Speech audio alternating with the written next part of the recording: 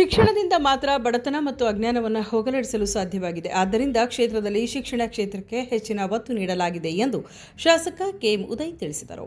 ಮದ್ದೂರು ತಾಲೂಕಿನ ಕದಲೂರು ಗ್ರಾಮ ಪಂಚಾಯಿತಿ ವ್ಯಾಪ್ತಿಯ ಹೊಸಹಳ್ಳಿ ಗ್ರಾಮದಲ್ಲಿ ಭಾನುವಾರ ಅಂದಾಜು 22 ಕೋಟಿ ರೂಪಾಯಿ ವೆಚ್ಚದಲ್ಲಿ ಡಾ. ಬಿ.ಆರ್. ಅಂಬೇಡ್ಕರ್ ವಸತಿ ಶಾಲೆಯ ನಿರ್ಮಾಣಕ್ಕೆ ಭೂಮಿ ಪೂಜೆ ನೆರವೇರಿಸಿ ಅವರು ಮಾತನಾಡಿದರು.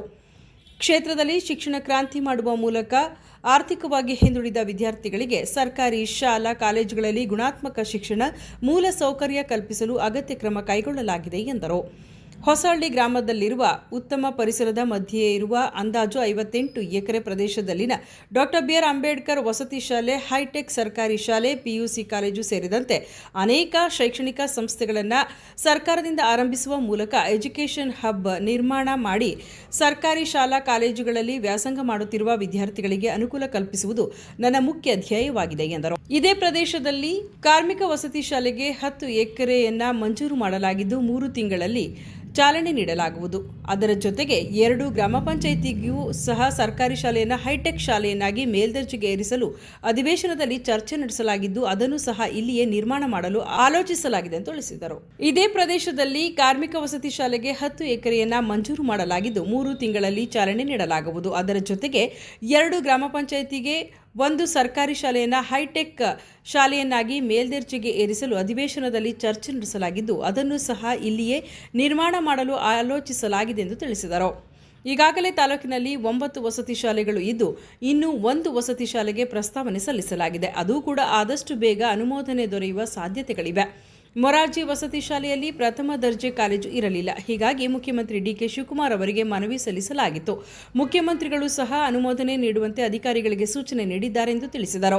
ತಾಲೂಕಿನಲ್ಲಿ ಖಾಸಗಿ ಶಿಕ್ಷಣ ಸಂಸ್ಥೆಗಳು ಹೆಚ್ಚಳವಾಗುತ್ತಿದ್ದು ಕೆಲವರು ಉದ್ಯಮವನ್ನಾಗಿ ಮಾಡಿಕೊಂಡಿದ್ದಾರೆ.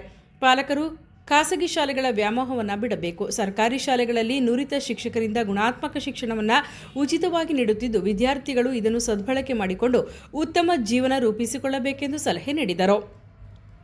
ಸರ್ಕಾರಿ ಶಾಲೆಯಲ್ಲಿ ವ್ಯಾಸಂಗ ಮಾಡಿದ ಹಲವಾರು ಮಹನೀಯರು ಮಹತ್ತರವಾದ ಸಾಧನೆಗಳನ್ನು ಮಾಡಿರುವುದು ನಮ್ಮ ಕಣ್ಣ ಮುಂದೆಯೇ ಇದೆ.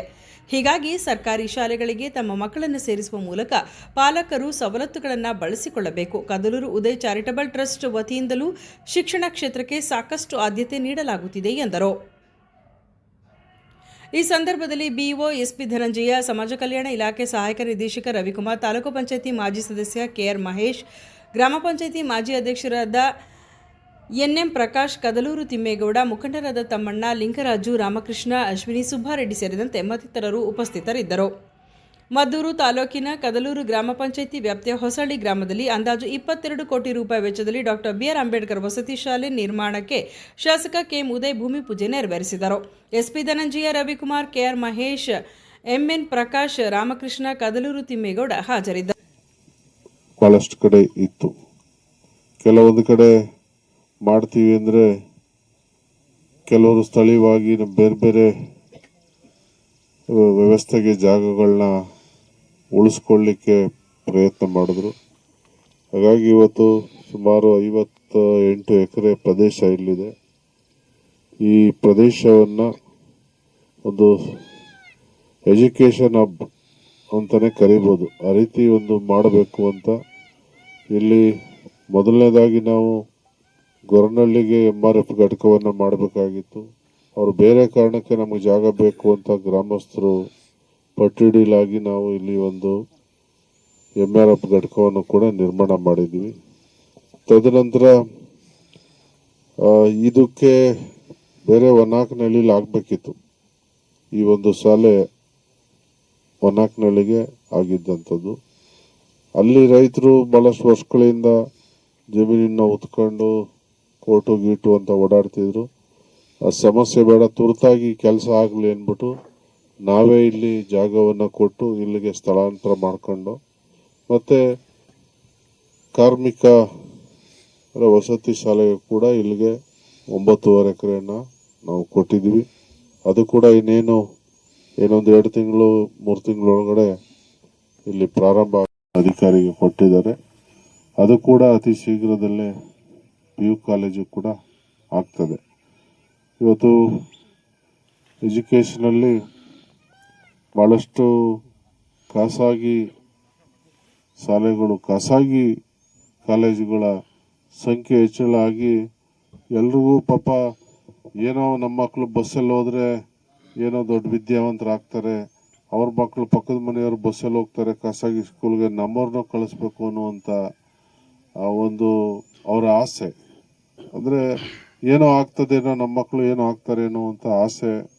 ಪಾಪ ಖರ್ಚುಗಳು ಜಾಸ್ತಿ ಇರ್ತದೆ. ಹಾಗಾಗಿ ನಾವು ಈ ಥರ ನಾವು ಸರ್ಕಾರಿ ಸವಲತ್ತು ಕೊಡೋದ್ರಿಂದ ಅವ್ರಿಗೆ ಉಚಿತವಾಗಿ ಶಿಕ್ಷಣ ಕೊಡೋ ವ್ಯವಸ್ಥೆನೂ ಕೂಡ ನಾವು ಮಾಡಬೇಕು. ಈಗ ಶಿಕ್ಷಣ ಹಿಂದೆ ಕಲ್ತವರೆಲ್ಲ ಎಲ್ಲ ಸರ್ಕಾರಿ ಶಾಲೆಯಲ್ಲೇ ಕಲ್ತವ್ರೆ. ಯಾವುದು ಅವತ್ತಿಗೆಲ್ಲ ಯಾವ ಖಾಸಗಿ ಶಾಲೆಗಳು ಏನು ಇಷ್ಟೊಂದಿಲ್ಲ, ಎಲ್ಲೊಬ್ಬೆಲ್ಲಕ್ಕೆ ನಾವು ನೋಡಿದಂಗೆ ಒಂದೋ ಎರಡೋ ಕಾಣ್ತಿದ್ದೋ. ಆದರೆ ಇವತ್ತು ಅದೊಂದು ಬಿಸ್ನೆಸ್ ಆಗ್ಬಿಟ್ಟಿದೆ. ಎಜುಕೇಷನ್ ಒಂದು ಕಡೆ ಬಿಸ್ನೆಸ್ ಮಾಡ್ಕೊಬಿಟ್ಟಿದ್ದಾರೆ. ಹಾಗಾಗಿ ನಮ್ಮ ಪ್ರಯತ್ನ ಬಡವ್ರ ಮಕ್ಕಳಿಗೆ ಉಚಿತವಾಗಿ ಶಿಕ್ಷಣ ಕೊಡಬೇಕು, ಅವ್ರಿಗೆ ಒಳ್ಳೆ ಒಂದು ಶಿಕ್ಷಣ ಕೊಡಿಸ್ಬೇಕು ಅನ್ನುವಂಥ ಉದ್ದೇಶ. ಆ ನಿಟ್ಟಿನಲ್ಲಿ ಎಲ್ಲ ರೀತಿಯ ಸರ್ಕಾರದಿಂದ ಏನು ಕೊಡ್ಲಿಕ್ಕೆ ಸಾಧ್ಯ ಆಗ್ತದೆ ಸವಲತ್ತನ್ನು ಕೊಡ್ತೀವಿ.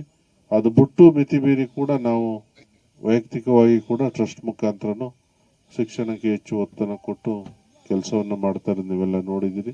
ಮುಂದಿನ ದಿನಗಳಲ್ಲಿ ಇನ್ನೂ ಹೆಚ್ಚು ಶಿಕ್ಷಣಕ್ಕೆ ಆದ್ಯತೆ ಕೊಟ್ಟು ಎಲ್ಲ ನಮ್ಮ ಸ್ಥಳೀಯ ಬಡವ್ರ ಮಕ್ಕಳು, ರೈತರ ಮಕ್ಕಳಿಗೆ, ಕೂಲಿ ಕಾರ್ಮಿಕರ ಮಕ್ಕಳಿಗೆ ಎಲ್ಲರಿಗೂ ಕೂಡ ಒಂದು ಗುಣಮಟ್ಟದ ಉಚಿತವಾದ ವಿದ್ಯಾಭ್ಯಾಸವನ್ನು ಕೊಡೋ ಪ್ರಯತ್ನ ಪ್ರಾಮಾಣಿಕವಾಗಿ ಮುಂದುವರಿತದೆ. ಅದಕ್ಕೆಲ್ಲ ನಿಮ್ಮೆಲ್ಲರ ಸಹಕಾರ ಬೇಕು ಅಂತ ಕೇಳಿ ಇವತ್ತು ಎಲ್ಲ ಬಂದು ಈ ಒಂದು ಕಾರ್ಯಕ್ರಮವನ್ನು ಯಶಸ್ವಿಗೊಳಿಸಿದ್ರೆ ಎಲ್ರಿಗೂ ಧನ್ಯವಾದ ತಿಳಿಸಿ ನನ್ನ ಮಾತು ಮುಗಿಸ್ತೇನೆ.